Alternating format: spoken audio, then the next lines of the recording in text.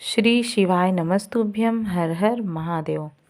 आप सभी का हमारे चैनल में स्वागत और अभिनंदन।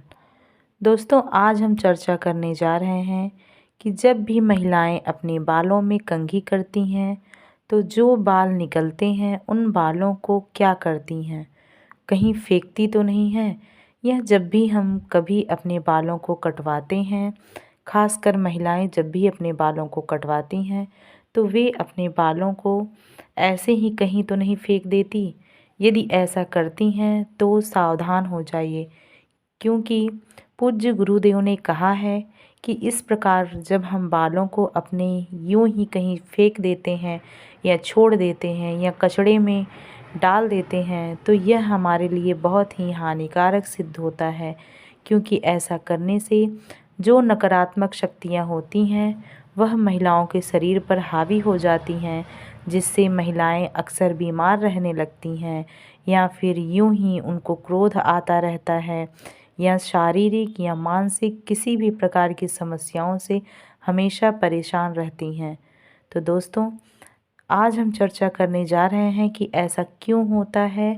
ये सभी चीज़ें जानने के लिए आप वीडियो पर लास्ट तक बने रहें।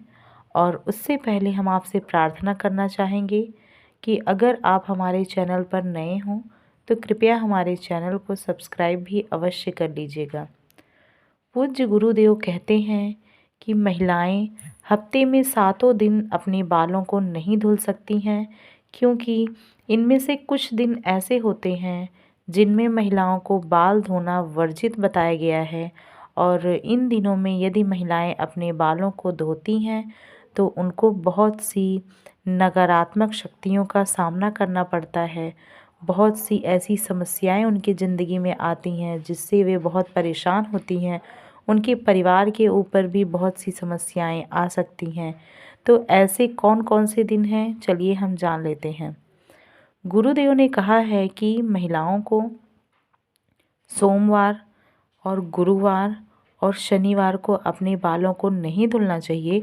इसके अतिरिक्त महीने में जो एकादशी, पूर्णिमा और अमावस्या पड़ती है, इन दिनों में भी महिलाओं को अपने बालों को नहीं धुलना चाहिए, क्योंकि इन दिनों में जो चंद्रमा होता है वह अपने उच्च स्तर पर होता है। और हम इन दिनों में यदि महिलाएं बाल धुलती हैं तो क्या होता है कि उनके मन पर, उनके मस्तिष्क पर इसका प्रभाव पड़ सकता है, जो कि बुरा प्रभाव हो सकता है। तो इसलिए महिलाओं को बाल धोना वर्जित बताया गया है। और उसके बाद महिलाओं को बाल कटवाने से संबंधित भी गुरुदेव ने बताया है कि यदि महिलाएं अपना बाल इन दिनों में कटवाती हैं तो वह भी बहुत सी परेशानियों का कारण बन सकता है।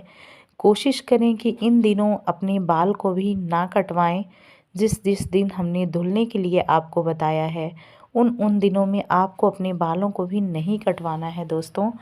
और इसके साथ ही अपने बालों को जब आप कटवाती हैं तो उन बालों को कभी भी ऐसे ही कूड़े में, डस्टबिन में या यूं ही कहीं ना फेंक दें, क्योंकि इनसे बालों को इस तरह से फेंकने से उन पे नकारात्मक शक्तियों का प्रभाव पड़ सकता है, जिससे ज़िंदगी में कई प्रकार की समस्याएं आ सकती हैं।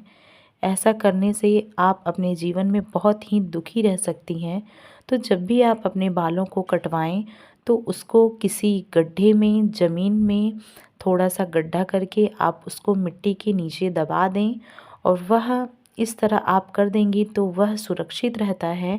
यदि आप इधर उधर फेंक देती हैं तो बहुत सारे तांत्रिक भी आपके बालों को अपनी तंत्र विद्या को सिद्ध करने के लिए उसका यूज कर सकते हैं, जिससे आपके जीवन में कई प्रकार की कठिनाइयाँ आ सकती हैं। यदि आप रोज़ाना अपने बालों को कंघी करती हैं और तब भी आपके बाल झड़ते हैं, बाहर निकलते हैं कंघी से, तब भी आप ऐसा प्रयास करिए कि आप अपने बालों को कूड़े में या डस्टबिन में या यूं ही ना फेंकें। आप प्रयास करें कि उसको संभाल कर इसी प्रकार मिट्टी के नीचे सारे बालों को इकट्ठा करके दबाएं।